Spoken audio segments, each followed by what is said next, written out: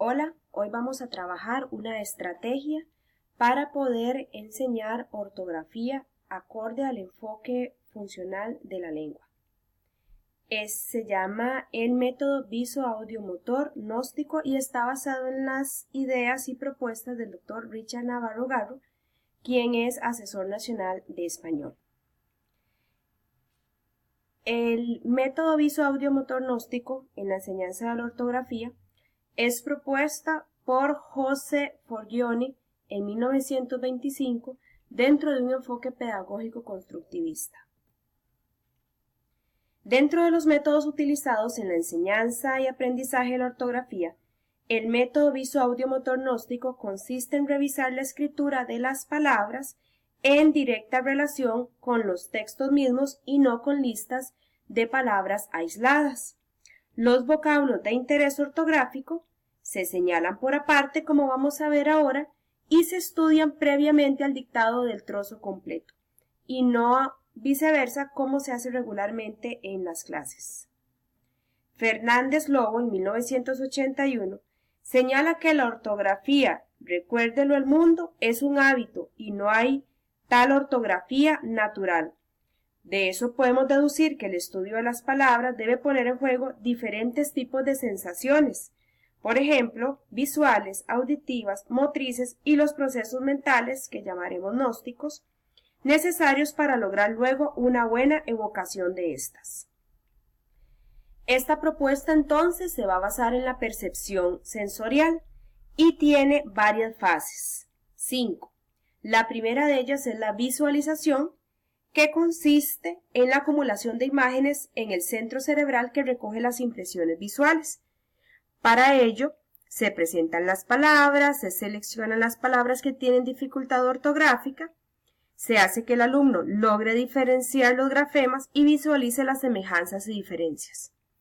En la segunda fase, que es la audición, precisamente la captación del sonido de las palabras, se puede utilizar las estrategias de escuchar la palabra de tal modo que el alumno relacione el oral con lo escrito, asocie los sonidos de las palabras con las imágenes visuales pronunciadas y transmitir y recalcar de una forma clara y sencilla las características fonético-fonológicas.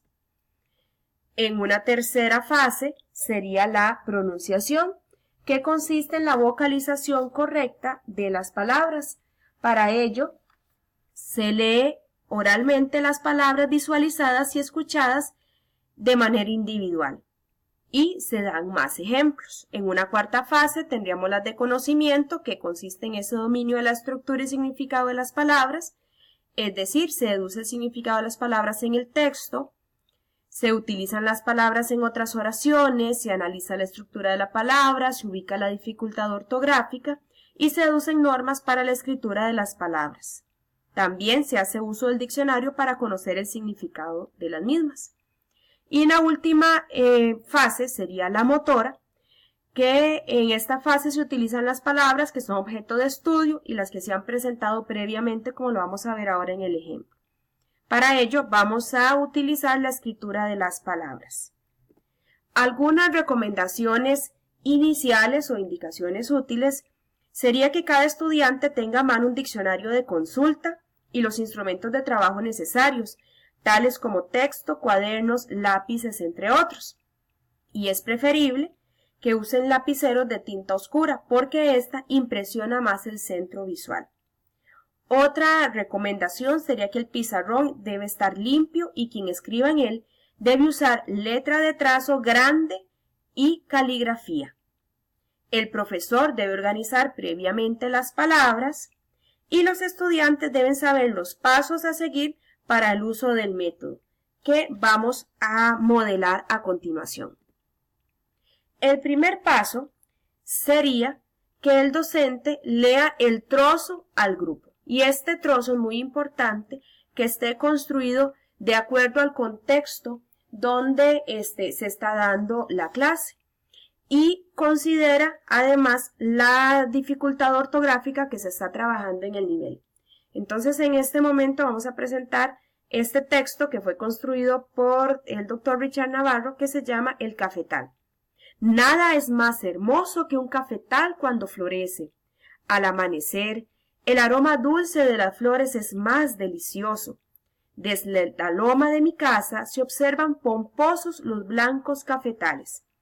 En este primer paso únicamente los estudiantes escuchan la lectura. En una segunda instancia, entonces, vamos a copiar la primera palabra en estudio. En este caso, vamos a rescatar de ese texto la palabra hermoso. Y se va a anotar en el pizarrón. Se va a pronunciar en voz alta la palabra hermoso. Y cada estudiante la anotará en su cuaderno. En este momento procedemos a dialogar con ellos de qué significa para ellos hermoso, qué características particulares tiene esta palabra en su grafía, en su ortografía, ¿verdad? En este caso sería el uso de la H. Y podemos dar ciertos ejemplos comparativos, ¿verdad? Si podemos decir que hermoso es igual que lindo o que es lo contrario de hermoso, y razón por la cual la palabra hermoso tiene una H. Posterior a eso, vamos a hacer lo mismo con las otras palabras que hemos seleccionado. Fíjense que por texto se recomienda seleccionar unas 5 palabras, ¿verdad? También de acuerdo al nivel y a lo que queremos enfatizar en clase. Entonces, en este caso, borraríamos la palabra hermoso y escribiríamos la siguiente que ya el docente previamente eligió. En este caso, florece. Y hacemos el mismo ejercicio. Bueno, ¿qué significa florece? Sí, que viene el verbo florecer, echar una flor, ¿verdad? ¿Y cuál sería aquí la regla ortográfica que queremos señalar? Bueno, puede ser el uso de la C, o si estamos viendo la sílaba compuesta FL, ¿verdad? Entonces, florece y cuáles otras palabras pueden venir derivadas de ella y demás. El estudiante la copia, se borra y así hacemos con las otras palabras. En este caso, amanecer, más y pomposo.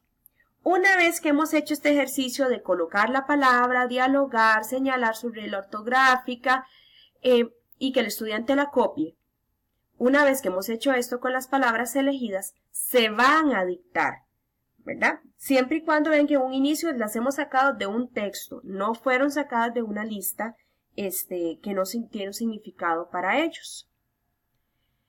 Una vez que hemos hecho eso, que tenemos ya el dictado del texto completo, no solamente de las palabras, del texto completo, la primera vez que lo vamos a revisar, porque este dictado lo vamos a realizar durante toda la semana, el mismo texto.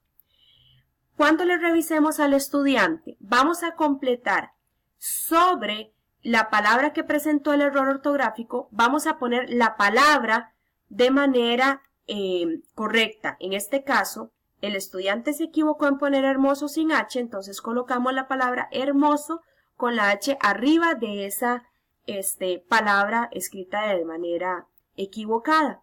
Fíjese que no estamos poniendo ni una X, no estamos señalando, no estamos encerrando. Nada más vamos a escribir sobre en la parte superior a la palabra que presenta el error, la palabra de manera correcta. Eso sería el primer día. El segundo día volvemos a retomar el dictado de ese texto y si el estudiante se vuelve a equivocar en esa palabra o en otra, en este caso error, hermoso y pomposos, la vamos a subrayar. Vamos a subrayar la palabra con el error. El tercer día se supone que ya el estudiante no debería volver a cometer el mismo error, pero si presenta errores, entonces no vamos a señalar, no vamos a colocar la palabra, ni a subrayarla, ni encerrarla en un círculo, sino que vamos a poner por renglón la cantidad de errores que tuvo el estudiante. Entonces, fíjense que en la primera oración hay un error. Hermoso de nuevo lo escribió sin H. En el segundo, amanecer lo puso con H. Y en el tercero, pomposos lo puso con N. Entonces, no le estamos diciendo dónde está el error. Él debe revisar los textos anteriores para darse cuenta dónde tuvo el error. Y escribirá por lo menos 5 veces la palabra equivocada. Vea que no estamos diciendo 5 renglones, 20 renglones, la página completa de la palabra equivocada, ¿verdad? Y vamos a repintar cuál fue el error que cometió. En este caso, como eran 3 palabras, ponemos las 5 veces hermoso con H y la repintamos, en este caso se escogió el color rojo. Igual amanecer, repintamos la A porque no lleva H, y pomposo, repintamos la M porque se había escrito con N. Finalmente, ya el último día, entonces el estudiante escribirá el trozo completo que su maestro le dictará, ¿verdad? Que en este caso es el trozo del cafetal.